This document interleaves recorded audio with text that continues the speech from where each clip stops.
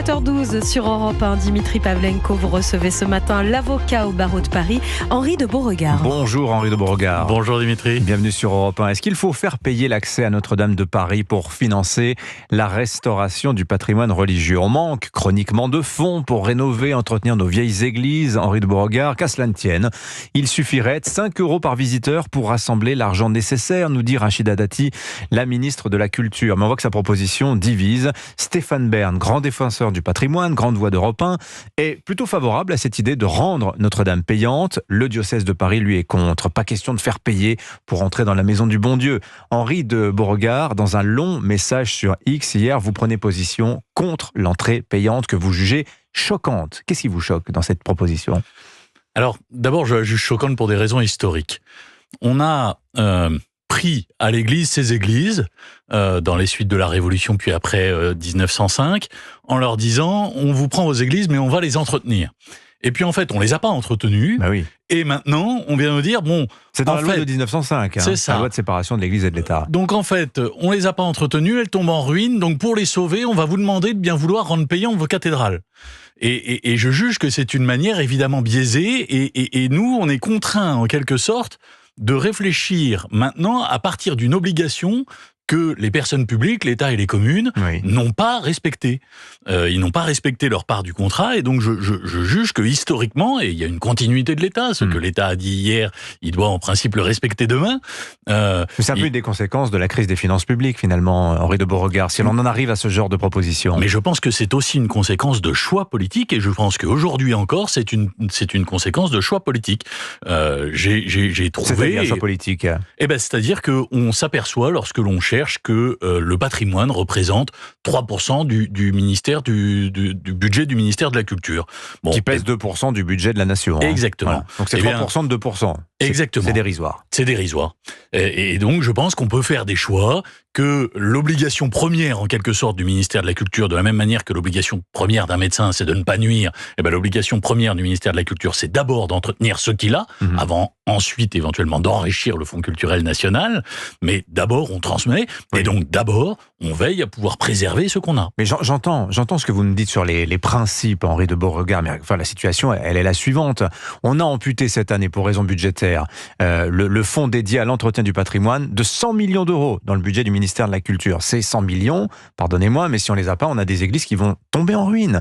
On a, je sais plus combien, plusieurs milliers d'édifices, notamment religieux, qui sont au bord de la ruine, Henri de Beauregard. On peut pas rester indifférent à cette situation-là. Alors, on peut pas rester indifférent, une fois encore. Moi, je soutiens que c'est affaire de choix politique et qu'on a la possibilité de faire des économies sur d'autres dépenses qui sont faites par le ministère de la Culture dans d'autres registres. Par exemple?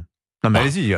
J'en sais rien. À qui vous prenez? Non mais je sais qu'on finance des choses qui peuvent être plus originales autour des FIAC, autour de que sais-je. Alors ça remonte maintenant un peu, mais enfin chacun se souvient d'un sextoy géant sur la place Vendôme. L'art contemporain.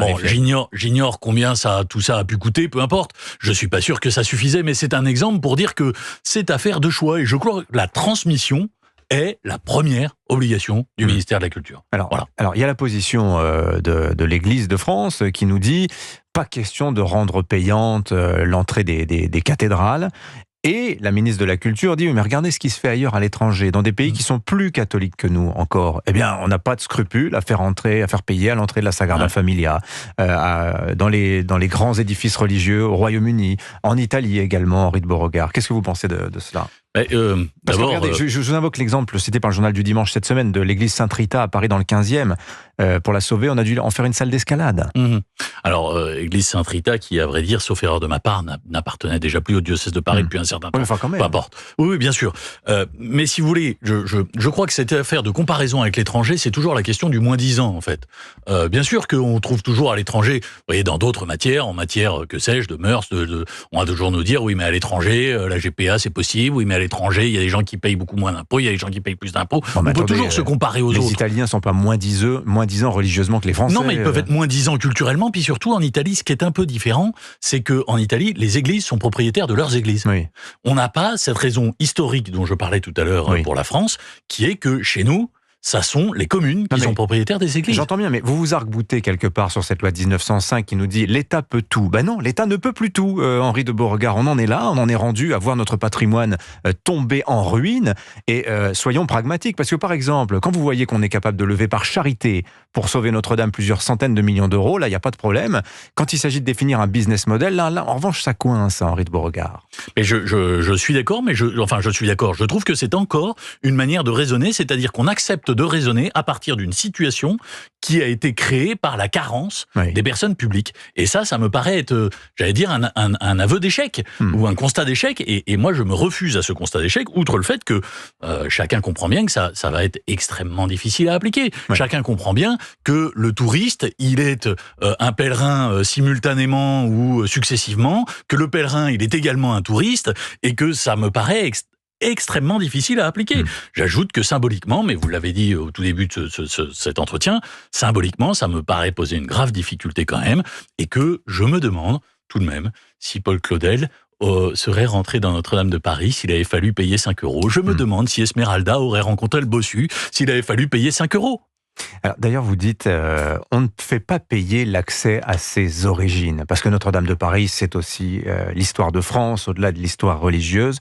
À quoi je pourrais vous répondre, Henri de Beauregard? Oui, mais regardez, le Mont-Saint-Michel, l'accès est payant. Versailles, l'accès est payant. Ce sont aussi nos origines. Bien sûr, mais il y a une dimension symbolique dans une église qui est, vous le disiez tout à l'heure, la maison du bon Dieu, pour ceux qui s'y reconnaissent comme pratiquants, comme fidèles, mais aussi pour tous ceux qui viennent y chercher un peu de silence, un peu de paix, une espèce d'oasis de silence. On disait pendant les canicules que c'était une oasis de fraîcheur. Il y avait des gens qui venaient juste pour rien faire, en fait, pour s'y ennuyer, pour regarder ce qu'il y a à voir. Et je pense que ça, c'est utile que dans nos villes, qui sont des villes agitées, des villes d'argent, des villes de bruit, il est important de conserver des espaces de silence et des espaces gratuits dédiés à l'intériorité.